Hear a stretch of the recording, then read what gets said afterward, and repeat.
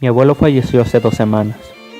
Después de sepultarlo, la familia se sentó en la sala de su casa y conversamos sobre los buenos recuerdos que teníamos con él.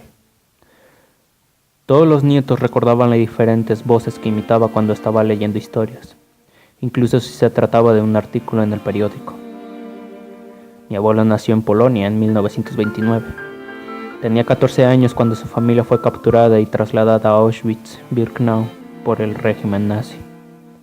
A los nietos jamás llegó a contarnos cómo había sido su vida en el campo de concentración, pero tampoco se lo preguntamos. Por lo que sé, tuvo 2 hermanas más pequeñas y un hermano menor, también 3 hermanas y 2 hermanos mayores. Los 3 más pequeños murieron apenas llegaron al campo. Durante la estadía en ese lugar, la familia se descompuso. Él jamás volvió a ver a 2 de sus hermanas mayores, que murieron a las pocas semanas allá adentro. Su madre también murió al poco tiempo de haber llegado.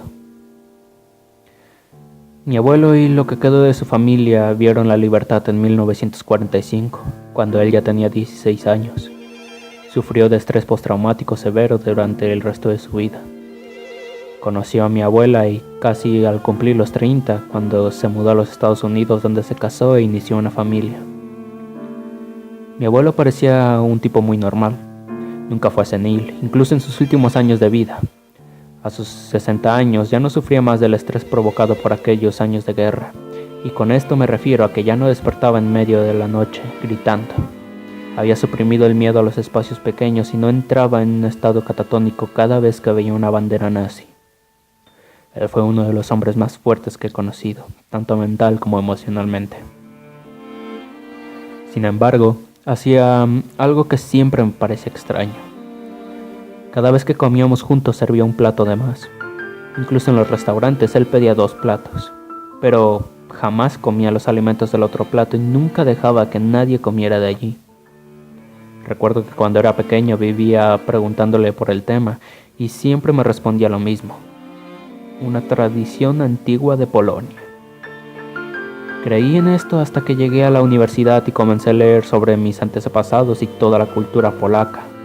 Recuerdo muy bien lo que mi abuelo decía, pero cuando hice una extensa investigación sobre el tema no encontré nada sobre dicha tradición.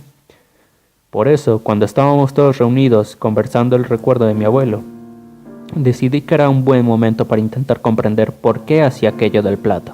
Saqué el tema a discusión y todos opinaron hasta que le preguntamos a la abuela si sabía las razones de esto.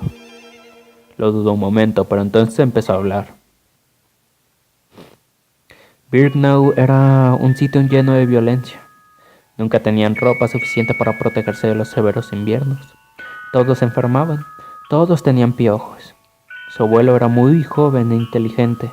Su padre, que había servido en la Primera Guerra Mundial, les había enseñado a sus hijos todo lo que sabía de supervivencia en ambientes hostiles. Los prisioneros recibían porciones diminutas de comida.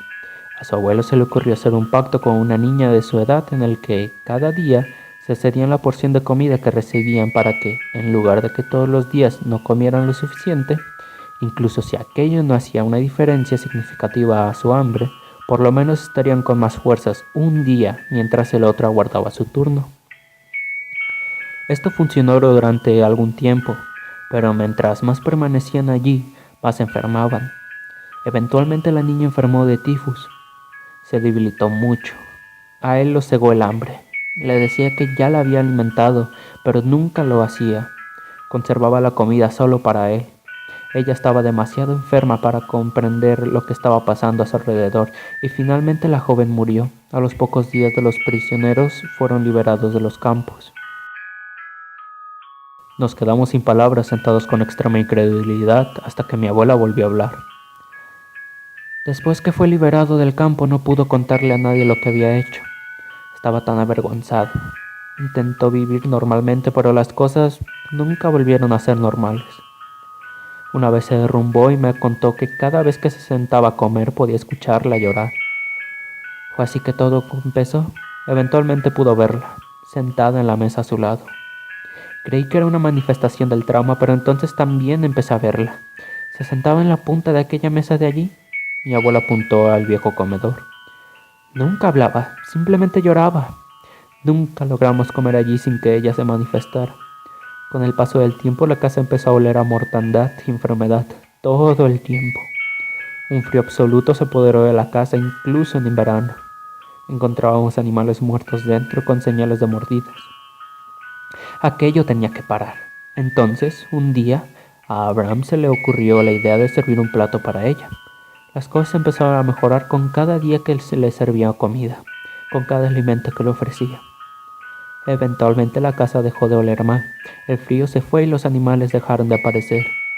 También dejamos de verla. En realidad, nunca más la volvimos a ver.